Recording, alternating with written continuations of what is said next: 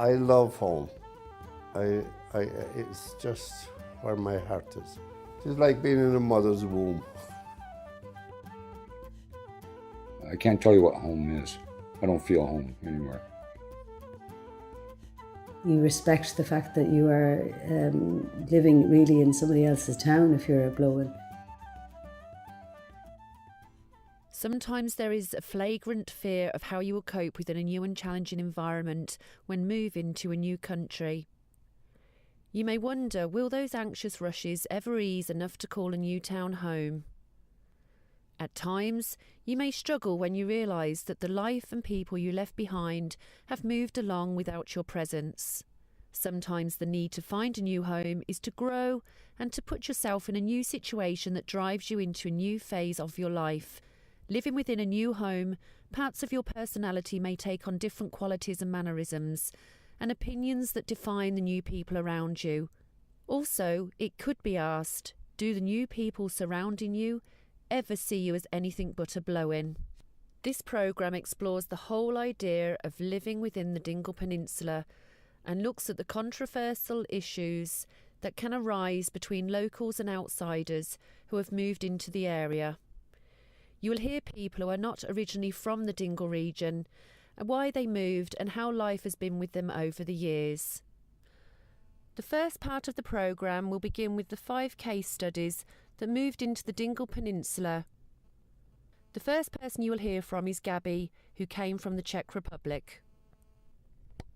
From Czech Republic.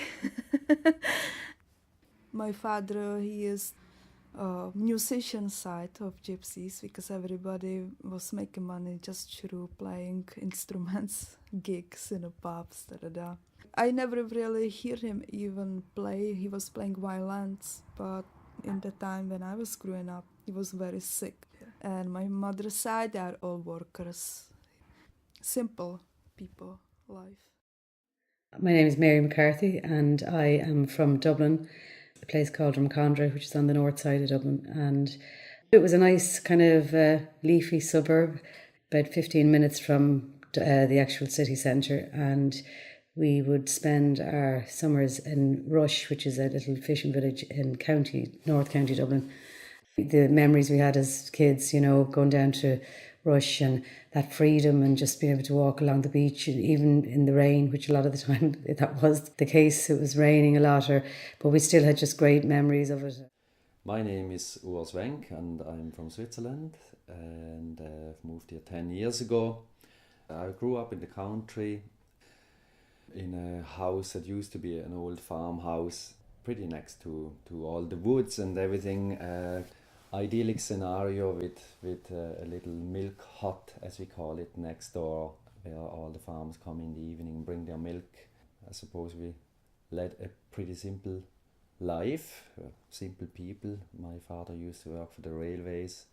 My mother did all kinds of jobs, so we would get by. She was working in a nearby restaurant as a waitress.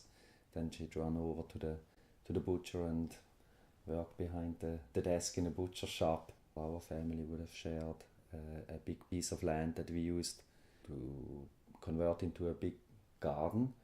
And because it was so big and there were so many beds, my father just started sharing it with the neighbors, and there was a meeting point, another meeting point then as well. My name is Larry, and I come from Michigan, from a defunct family. You know, I guess that's how you'd say it, you know. And my mother, let's see, when I was around 11 years old, she finally had her nervous breakdown. I always called her Mana, never called her mother. We'd call her Mom, hey Mom, or something, but it was basically Mana. We got money from the church and stuff to survive. One of our biggest meals was a piece of toast with tomato soup on top. So it was like something solid to eat. And then she had another nervous breakdown. I went into a relative's home for a year and a foster home for about 3 or 4 months. And then we were sent off to live with a father who didn't want us, and sent back and lived with relatives. Then she came out of the hospital. We lived with her again for about a year. And she knew that I wanted to smoke. She smoked, did acid and mescaline, mushrooms, and then I requested I wanted to go to a boys' home. And that was the beginning of my beginning. My name is Bridget Flannery. I'm from North Donegal originally. I moved here about 23 years ago to Dingle. We lived about 10 minutes from the pier where all of the fishing boats would be. Like every day you'd look out the window, there was like big boats going up with coal and deliveries, you know. So it was quite a hustle and bustle little place. It only had 2 shops and 1 bar, but there was always, you know, lots of lorries and boats coming in from other parts of the country. So there was always a good bit of life. There was a lot of foreign, you know, fishing boats, and there was always strangers in the little village, you know. So we went to school about 20 minutes from Greencastle. Lots of friends. We lived in a park, a kind of a housing estate, and there was 12 houses in the estate. And I think around my age, well, I had 3 cousins, exactly the same age, 3 girls. So you always had plenty of friends and, you know, to go out and just to walk to the village and stuff. So it was good. Yeah, Ryan's daughter, yeah. That was back in 1968. My mom was in that film. I have photographed there of her in the film. That kind of changed Dingle completely, you know. That's the thing right there, look. Ryan's daughter, see it? And I have stills there of the film of it as well, yeah. And a lot of local people worked on that at that time. Tourists started coming then, you know. Dingle is special, and Dingle always had something. As I remember going off on school tours and stuff like that, and kind of we knew that we had something special here always, kind of scenery-wise and all the rest of it, and the beaches and kind of the lifestyle and things like that. So I suppose really it was only a matter of time before it was discovered. And I think that discovery is becoming more and more and more, and hence all the changes, modernisation and all the rest of it, you know. So, but it was always here. It was here to begin with. So I know the rest of the world is discovering it too. Some of the first people who came to move into the West Kerry area years ago, I don't know, the 60s, the 70s, quite a lot of people came from Germany, and a lot of the local people were opposed. And I mean, people in West Kerry talk about it a lot, about this whole idea of blow-ins and things like that. I think Dingle is, you know, the people here are very friendly. I'm talking about the old locals now, and they're always very welcoming, and they like to meet new people and whatever, you know, and I suppose that gives the people then that come here a kind of a belonging. I suppose being a stranger, it gives them a great sense of comfort that you're not being pushed out of the way or whatever, you know. I need to be outside, you know. I'm at home. I actually felt more at home in the first 9 weeks in the Caribbean in my tent than here, you know. I mean, when it's sun and you can make a fire and then it's what's around, you can legally do fire on the place, then you've saved. You don't really need much, you know. When somebody feel they are actually happy outside living in a tent, then you don't need so much, you know. Home to me is just feeling accepted. Home is somewhere that you just feel accepted and you feel you belong. And I feel I belong here. I felt from the day I came to Dingle. I was on a bus coming from Tralee and we came around the bend at Beanbon and the bay just kind of opens up in front of you. And I just remember feeling, oh my God, this is just amazing. I felt like I was in a fairy tale, that the scenery was just absolutely breathtaking. And there was just something, I just remember feeling that I was home, and that was before I even got off the bus.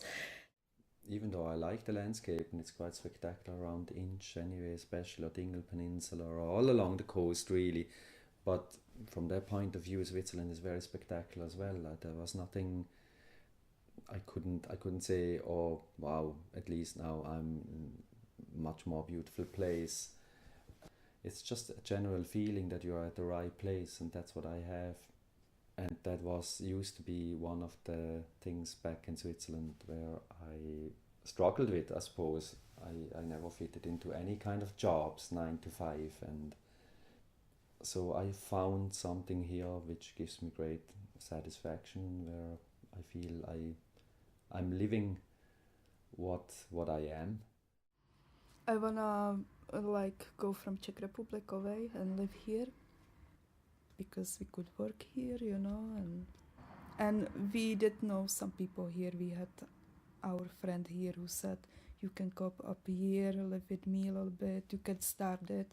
So it was easy because in the time Ireland was good in 2004. When I was younger, like 10 years and younger or something, I'm sure I felt something was home. But I probably can't define home today. I can't tell you what home is. I don't feel home anywhere. So I don't know the definition of home.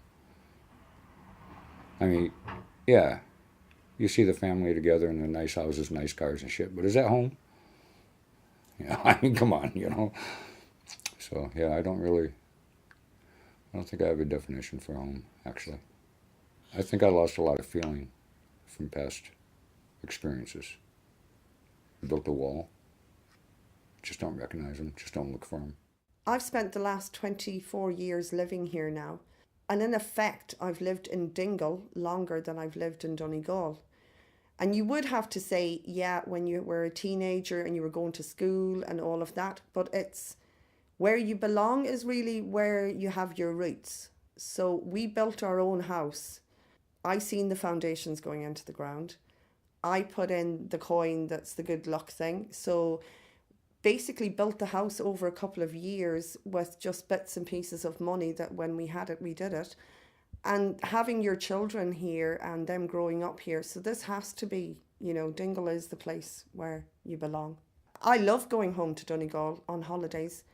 I just don't think that I could fit in there now easily because the more adult part of my life is in Dingle. And that's where I feel I belong, definitely, yeah.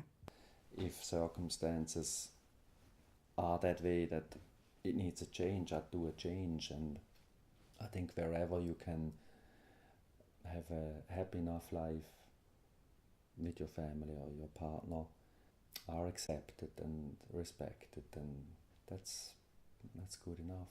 Unless you always stayed in the place where you're from, you might be deeply rooted and this is your home, but everybody else who has been around and about and traveling the world, I think gets a total different perception anyway of what is home. So kind of widens your horizon, I suppose, in that sense as well.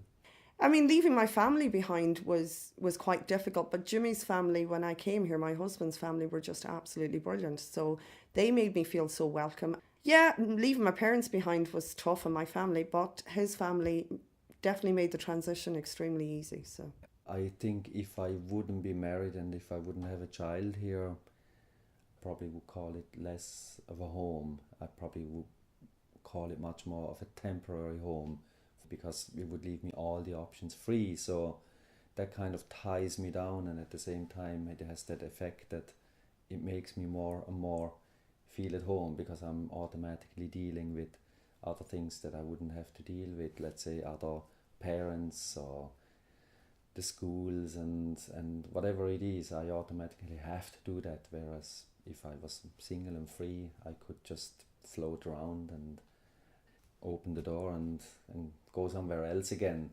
Whereas this has been a big process in the last couple of years for me of calling this my home. But of course Switzerland will always be where I'm from, so that's another home. And I think wherever you can have a happy enough life and are accepted and respected, and you have a bit of fun.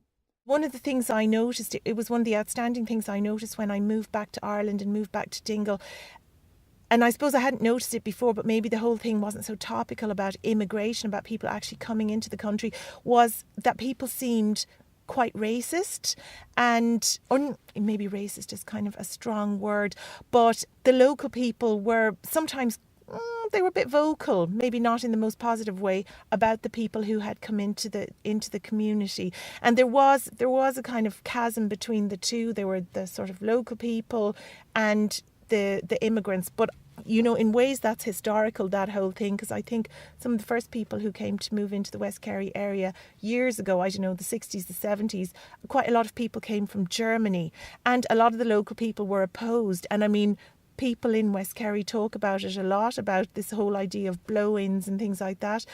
And sometimes it's as if you don't ever settle. You're never truly accepted into the community. And I think people sometimes sort of think, what do I have to do to get accepted into this community? I suppose, if you're here for some time, like, you get to meet people, you get to talk. They can't but love the nature of the people here and the friendliness. I think Dingle is, the people here are very friendly. I'm talking about the old locals now. And I mean, they have it going back for years. They're always very welcoming, and they like to meet new people and whatever, and I suppose that gives the people then that come here a kind of a belonging.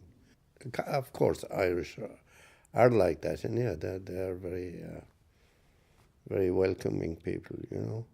That's one thing we do have, and I suppose that's a big plus. I suppose being a stranger, it gives them a great sense of comfort that you're not being pushed out or pushed out of the way or whatever. Just the attitude of the people and the friendliness. If you meet a person who is nice, it always makes you feel good, and that's what it's all about. Dingletown itself is, it's a close-knit community. It's out of the way. If you want to come to Dingle, you really you gotta want to come to Dingle. It's off the beaten track. It's a little bit more expensive here because it's a tourist town, but you're always going to find that a little bit. So growing up, that was always the troublemaker, and whether he be local or whether he be from out of town, everybody knew who he was. And it's the same way, of anybody that came in that main road. You knew if you seen somebody walking down the pier, you knew that fella, I wouldn't trust him. There was a good reason for that. We're a tight-knit community. Everybody knows you can't do anything in Dingle without being found out, Work is part of the culture here. Everybody works. Everybody does their bit. In terms of community life, kind of everybody's doing something, which contributes to the community. And that's seen as kind of normal, that somebody would roll up the sleeves and get on with it in a certain area. That will benefit the whole area. I know, all the weekends, the races, the regatta, the food festival, and many Fell na Bealtaine is just coming up the May weekend now. So, there are people working very hard for the good of the community there. So, I mean, if somebody gets involved that way and rolls up the sleeves, and is prepared to put down a day's work, I think that's probably a requirement as well. Proud tradition of the Ran. I'd be involved in it myself, and it's tradition. My honest opinion, growing up, there was locals that you had to watch and couldn't put things down as well. So I think we've been lucky that way. When things did go wrong or if something happened, everybody knew who did it. And the local guard went and tapped him on the shoulder and it was sorted out, and that was it. I can't say that I've never felt unsafe or any different from even, from growing up. Any house during the day, you can go to any house that I go into, the front door is opened, and that's still the way it is. I think, somebody will help me because, I did already got the help here. I felt like nice I have some hand who who wants to help me, who don't like to see me go down, you know. So that's nice to know, because I did go through this when I came back here. I know my neighbours, I have Lithuanian neighbours who are unbelievably just well integrated. They really take part in the community. Their English may not be great, but they still want to be involved in like tidying up the road, or the woman in particular makes amazing cakes, and everybody in town goes to her for their child's birthdays, 21st anniversaries, weddings, whatever. Really gifted woman, and has been totally accepted. So The Czechs pretty much stay with the Czechs. The Russians, the Lithuanians, whatever, pretty much stay in their own little group. I mean, I don't stay with Americans. But you have cliques that are living together in the community. Okay, you go to the bar and you see the Czechs, and like a Czech friend of ours, she always has an Irish boyfriend. But she still hangs out with the Czechs and stuff, you know. But it's still cliquish. Still little groups. So I don't know if they're all connected, or people don't ask us to dinner parties and parties anymore because we never go. They used to ask us all the time, hey, there's a party tomorrow night, you guys come. Okay, yeah, we'll see what we're doing, and we just never go. And now they don't ask us anymore because we just never go. People work together a lot more to make sure that that one person or two people that come into Dingle are seen after very well. When we have the tourism meetings and that, there is this kind of sense, as how would you say, that everyone is singing off the one hymn sheet, that they're very much in tone with keeping the people happy. And it's not because they have to, it's because they want to. Like it's just the smile that the people see whenever they're greeted and stuff, you know. There are people that won't fit in, but then you'd wonder, do they fit in their own areas either? You know, that kind of thing. So going to school, really, I don't remember any foreigners at that stage. We never had anybody from any different country, you know. But times changed then when it came to the 70s, I suppose, you know. Back in the late 70s, 78, 79, I was young. My parents had leased a pub here in the just at the top of the pier. And I can remember the first day I saw a black man. And I went, Jesus, look at the black man. And so I can remember getting a clout at the back of my head going, would you shut up? But I didn't see anything wrong with that at 8 or 9 years old. Of course, the time of the boom, then you had a lot of people came here, but basically they just came to make profit, put up a load of houses, and I didn't like that, really. Local people didn't like that, because these guys don't give a damn, they just want to make a fast buck and get out. yeah, they'd come in saying, we need to do this, we need to do that, we know that, instead of giving what's in existence a bit of a chance and maybe seeing how to contribute then when they have more knowledge of the place or something like that. I would see that as a kind of a destructive behaviour.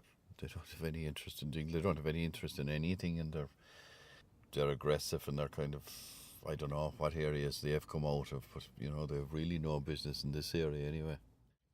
They would use where they were from and say, in this area, this is how we do it. Well, if that area is so good, what are they doing in our area? I think that's kind of frowned upon, because they're not really giving the existing situation a chance. Be it, you know, I personally can't handle those people anyway. Those people now, I would react to them. I can't speak for anybody else, but I would react to them and tell them, look, that's fine, that's your opinion, and that's all it is. Do you know what I mean? Kind of thing. College kids, they can't get jobs in the summer because most of those jobs are taken by the Eastern Europeans who have come in here, but there's no work. There's about 20 or 30 young guys from here gone. There's just no work there, like, you know. It was great when we were young, because you just walk down the pier and you get a job fishing, you know. And if you go back the pier there now, you just see French and Spanish coming in, landing lorry loads and truckloads of fish. We have the best waters, and we have the least quota. I mean, there's millions after being put into the port. For what? For foreign countries to come in here and take our fish? Because some smart guy comes in from some foreign country and says, "Oh, you're killing all our salmon. You have to stop salmon fishing." Yeah, we have a lot of foreign people. Not. I mean, the Irish have worked all over the world. They're people who have gone to every country in the world, I suppose, working. And I suppose we shouldn't be talking about, that to say the Eastern Europeans coming in here and they're working. I went to England myself for 4 years. Irish have gone all over the world. We can't say, you can't just say they should go back to their own country, because that's a very wrong thing to do. I think it's great that people, even people that have come in, I said, that started businesses here and everything. I think it's fantastic, really. But then there's a lot of them that are not working and they're just drawing the dole and drinking and stuff like that. And I don't like that type. You have a lot of crime, I suppose, as well from that kind of a situation, It's not a good, as an Irish person, to look at that. When people see you, then they get used to you more, and you have more space with them to be with them. When they don't see you just once every 2 months or 3 months, even, then they are surprised they see you, and then they are happy, but they don't really talk to you so much anymore, because they're not used to you. The fact that I had a brother living here prior to me coming down was a great introduction. He's a very popular, likeable guy, and he'd made great friends here. And it's kind of almost like if you're introduced to people in Dingle by somebody who is already accepted and liked here, they almost give you the seal of approval. I think it's different energies. Everybody is different because we all have different energies. Just because you don't like somebody doesn't mean that him and I won't get along real well. It's like magnets. Attract, or what do you call it? Deflect, detract, or whatever. Yeah. I find a lot of people trust me when I first meet them. I always thought I could be a good undercover cop. No, because I get trust so easy, like drugs, be undercover. I wouldn't do that to anybody. But it's so easy to find information. You talk to people and pretty soon people are talking, I know of one particular person that's been living in this town probably the same length of time as me. They have never been accepted, and I know the reason they haven't been accepted is because their priority would be alcohol. They have been on the dole since they've come here. They have never worked, even though there is always work in Dingle. I mean, I have never been out of work here, and I have 2 kids, so it was never easy in terms of getting babysitters and that, but I've always had work, and I believe if you want to work, the work is here. But this individual has never worked, basically scrounges off the system, and that kind of person will never be accepted here and will never be looked after because people see through them. When I first came here, I just found Dingle's a friendly place, and it was exactly what I had left behind. When I moved here, I got a job in a bar in the evenings, and it was just so easy because you could compare what fishermen in Greencastle to the fishermen in Dingle. I met so many people, being with a fisherman, married or living with one at that time. There was a lot of girls, and all of their men were going fishing as well. So it was really easy to fit in and to meet loads of people. And the fishermen went fishing on a Monday morning. They didn't come back until Friday evening. So it was like the women getting on with the housework and us going to each other's houses. And so, leaving my family behind was quite difficult, but my husband's family were just absolutely brilliant. So they made me feel so welcome, and we had great crack. People who come to live in a new place, sometimes they don't integrate very much. We've seen it ourselves when Irish people go abroad, they tend to stick with Irish people. It is up to every individual to get to know the people in the area. Do you know, they have to make some effort, kind of thing. I suppose the first introduction to the people is at a function of some sort, be it the pub or football match. From the pub point of view, I'd be thinking of music and drama and stuff like that. Even the film club on Thursday night is a big social event. You know, so they are integrating. And in time, they become known, they say you're blowing in Dingle for the first 100 years, I believe. I think you can live here any way you want to live here. It's the bottom line is you respect the fact that, you come into this town, you choose to live quietly and not integrate, that's fine, but you respect the fact that you are living really in somebody else's town if you're a blow-in. No, we lived right next door to Dick Mack's, 2 doors down. And Dick Mack's is one of the infamous, well-known, internationally well-known pubs.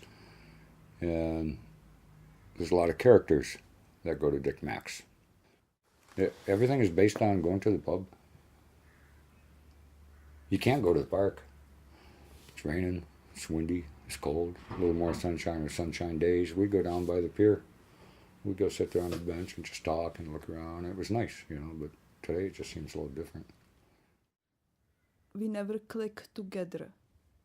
Never, It's just we respect each other or so, but I don't think we can ever click because it's different when you come from Czech Republic and you already grew up with hearing about gypsies.